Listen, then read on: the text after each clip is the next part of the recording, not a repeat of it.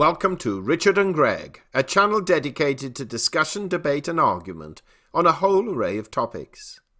Today, Greg and I discuss the increasing spread of the coronavirus, where the United States stands now, having only heard a few days ago that it has more infections than any other country in the world, and also an announcement by the FDA that it is releasing for use permission for an antimalaria drug for the treatment of COVID-19. And Greg has some very strong feelings on the subject. So let's take a listen. Welcome to Richard and Greg. The date is Monday, the 30th of March, 2020, and the time is just after 19:30 GMT, 7:30 in the evening. Well, we are providing an update once again, particularly on coronavirus, and there are a plethora of news headlines, as one would expect. On Bloomberg, for example, just an hour or so ago, we have the headline, Italy's new virus cases decline and World Health Organization sees progress. We also have heard today that President Trump is actually delaying his social distancing guidelines, or extending rather his social distancing guidelines until at least the 30th of April. So clearly his Easter prediction is now cast into the wilderness. In addition to that, we also see a headline by Bloomberg, again just over an hour ago, Italy home quarantine repeats China's mistake, doctors say. And one for controversially Greg, but we won't discuss it today, but perhaps we might in a video in the next day or so. And I don't know if Greg has picked this up, but last week, the Welsh Assembly government actually suggested that the Brexit negotiations be delayed because of coronavirus. Well, yesterday, the SNP, the Scottish National Party, has also urged the UK government to hit the pause button on Brexit due to coronavirus. And there are just more and more headlines wherever one looks. Now, we don't have time to discuss all of these, and perhaps the Brexit one we shall leave. But let's get an update from controversially Greg and his general feeling on what is happening. Not least forgetting one piece of information that came out, I think, just about 2 hours or so ago, where the FDA of the United States gives emergency authorization hydroxychloroquine use. Greg, good evening. Good evening. Give us your take on events today. Let's have a high-speed roundup of the now totally discredited figures around the world. When I say totally discredited, everybody has a different criticism of them, and nobody realistically is claiming they're right, except the World Health Organization, and they don't even produce them. So let's see what it actually says using the same scale as we've been using in the past. Currently, there's 768,363 cases of COVID-19 reported around the world. As I just said, these figures are hideously suspect. The death rate, or should I say the death numbers, to date are 36,912 worldwide. That gives, just to round up on a couple of countries, the most recorded cases is the United States with 155,969 cases, to which they admit, despite testing next best to none of them and testing almost nobody else either, therefore not having realistically a clue how many cases they've got, but they do claim 2,854 deaths, though there again we have no idea how accurate that figure is, and there's every reason to believe it's wildly inaccurate. Italy has 101,739 cases, with 11,591 deaths. Spain, 85,195 cases with 7,340 deaths. China has had 81,470 cases, 3,304 deaths. Germany has had 63,929 cases with 560 deaths only. France, 44,550 cases with 3,000 deaths. Iran, 41,495 with 2,757 deaths. The UK, 22,141 cases with 1,408. I can go on reading through figures. I won't. Enough already. The interesting fact here is we still have 199 countries and territories around the world that have had cases reported, and we have 2 cruise ships with cases and deaths. Interestingly, the UK figure for deaths, for instance, the government has informed the public after questioning, and it's a question I asked a little while ago, at least a week or nearly 2 weeks ago. The death rate of 1,408 only includes people who have died in hospital. It doesn't appear to include anyone who has died anywhere else including their own home or in a nursing home of some type. So they're wildly inaccurate. Because we know there have been multiple deaths in some nursing homes for the elderly, as some countries call them, frail care homes or old people's homes. So let's move on. We have a situation where the figures mean very little. We're making much of them because the news wants to sound as if they're being scientifically accurate. But the news has a habit of wanting to sound clever and scientific. All of them are now great pundits on the subject. Every channel going is putting on half-hour documentaries, hour documentaries about a disease which medical science has very little knowledge about. Yet we have people predicting, from politicians to reporters, from reporters interviewing reporters to find out what another reporter thinks, which is not news. It's just bloody gossip. Now, let's put this in perspective.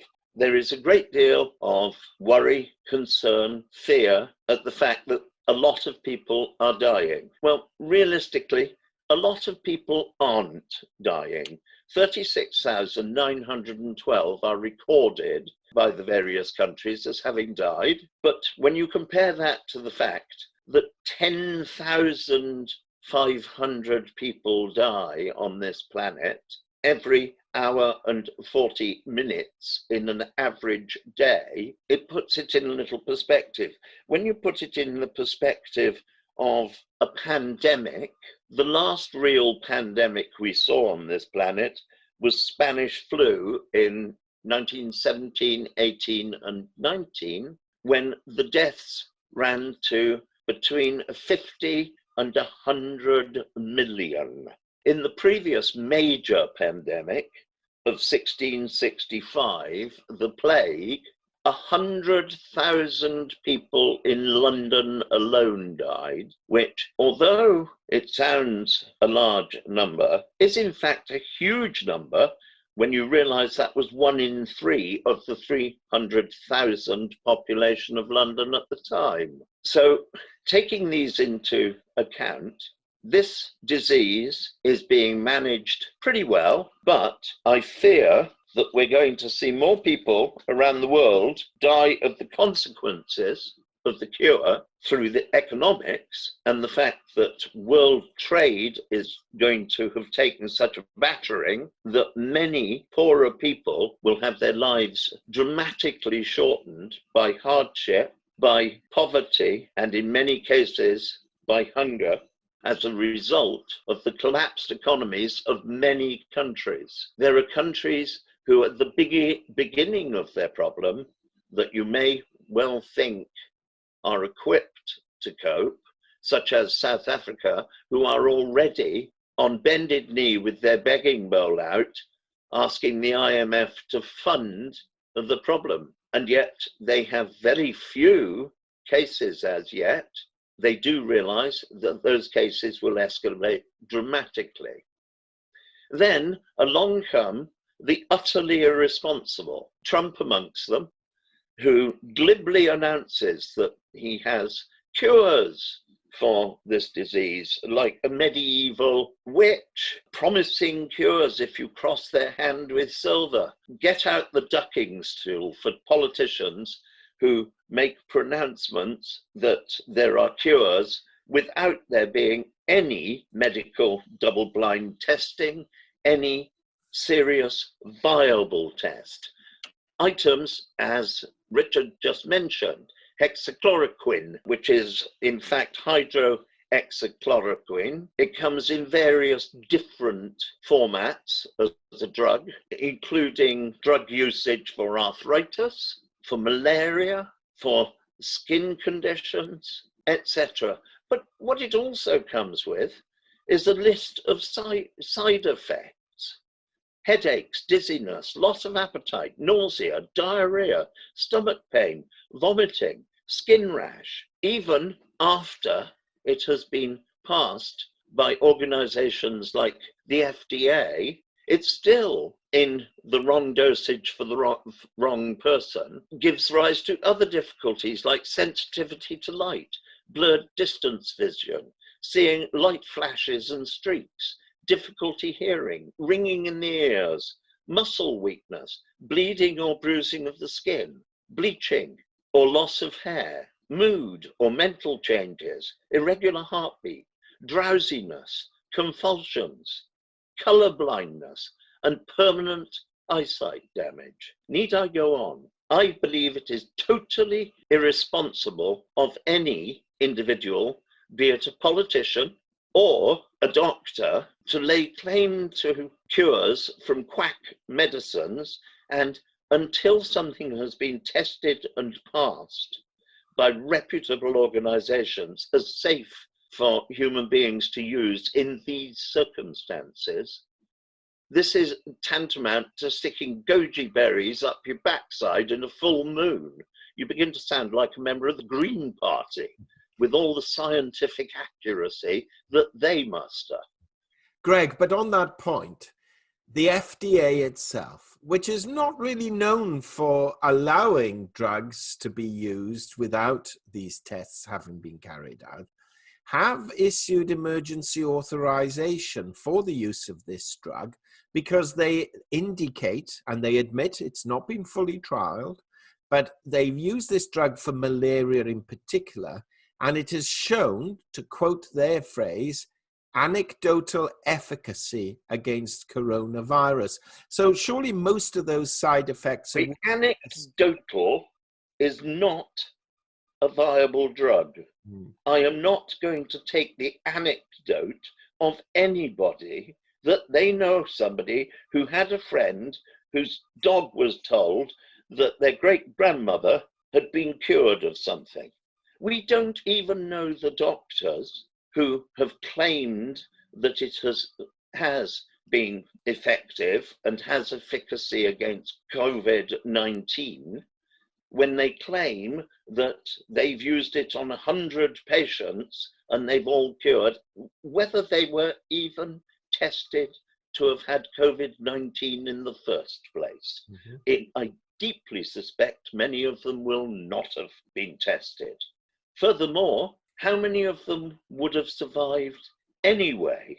I think it is utterly irresponsible, and I do not believe the efficacy of this drug until it has been professionally approved. And I do not consider an aside comment by Bloomberg quoting some internal individual who I doubt very much that they've named, and I doubt even more has the authority to pronounce this an acceptable drug quite as freely as the media would have you believe. Actually, Greg, it appeared, believe it or not, on Breitbart. Breitbart, Bloomberg, Mickey Mouse Press. And with that, you can include the Times and the Washington Post. They invent more of their news. They've got all their journalists sitting, I say all, the vast majority of their journalists are about 12 and a half because they're cheaper to hire than real journalists and sit in offices copying stories off the internet. Professional journalists are a vanishing breed. And on that note, Greg, thank you very much. And I'm going to very much look forward to our debate on whether Boris Johnson should postpone or delay the Brexit talks as a result. There is no debate. We'll chat later. Thank you, Greg. Indeed. Good night. We hope you enjoyed that discussion, and if so, kindly subscribe to our channel and press the bell sign so that you are notified of our videos as and when they are published. And also in the description box below, we place links to certain books, articles, and programs which you may find of benefit, and for which we will receive a small commission should you purchase through our link. And this will help support our channel and to enable us to develop it further.